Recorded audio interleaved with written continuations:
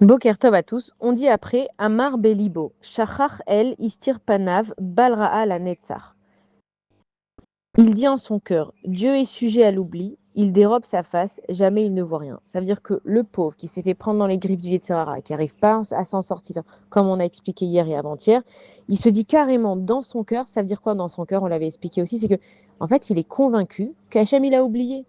Et combien de fois dans nos vies, d'abord on entend des gens, ou même ça nous arrive à nous-mêmes, on voit des gens qui ont fait Yéhouch, qui ont abandonné. Ouais, Dieu, il m'a abandonné.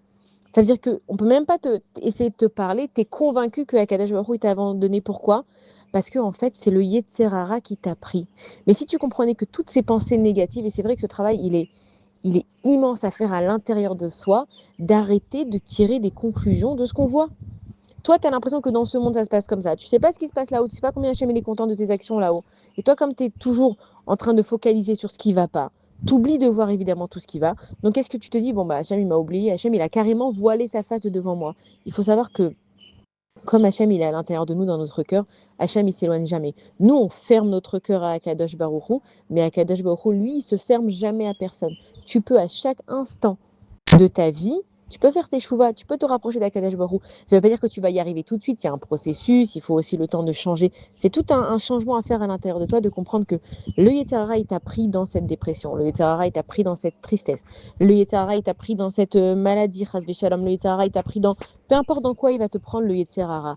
Dès que tu es dans cette pensée de te dire Hachem, il m'a oublié, sache que cette pensée, elle vient pas de toi, elle vient de ton Yetzirara qui est à l'intérieur de toi. Et donc, pour combattre ça, il faut comprendre que tu as la possibilité. Hachem, il aime chaque juif. Peu importe comment il est, peu importe ce qu'il a fait. Si tu veux faire tes chouvas, Hachem, il veut pas l'obémot et Rechaim, Akadash Baruch Hu, il veut pas la mort des Rechaim, il veut la teshuva. Et le Yetzirah, il nous empêche de faire teshuva en nous disant quoi? En nous convainquant qu'Hachem, il est parti. En nous convainquant que Hachem, il va jamais nous aimer maintenant qu'on a fait telle et telle chose. C'est comme une personne, elle va dire quelque chose de pas bien avec sa bouche. Et en fait, après, elle doit faire sa tilla, elle va se dire, bon, mais je vais pas prier avec ce que je viens de dire avec ma bouche, Hachem, c'est sûr qu'il veut pas m'entendre. Pas du tout. Ça, c'est le Yetzerara. T'as fait ce que t'as fait, et ben tu régleras tes comptes pour ce que t'as fait. Maintenant, la tril mechadash. Maintenant, tu peux être une nouvelle personne et recommencer. Et ça, le Yetzirara, il ne veut pas qu'on fasse. Donc, de bien comprendre David Améler, ce qu'il est en train de nous dire dans les Télim, c'était son combat qu'il a eu tout au long de sa vie avec les événements et surtout le combat qu'il a à l'intérieur de lui. Forcément, une personne qui est en combat à l'intérieur de lui, elle a des guerres à l'extérieur. C'est ce qu'on voit aussi avec le Ham Israël. On est tout le temps en guerre. Pourquoi? Parce que le Ham Israël est en guerre avec le Yetzirara, avec rien d'autre. Après, dans la réalité, ça arrive avec les nations, avec les gens, avec peu importe qui.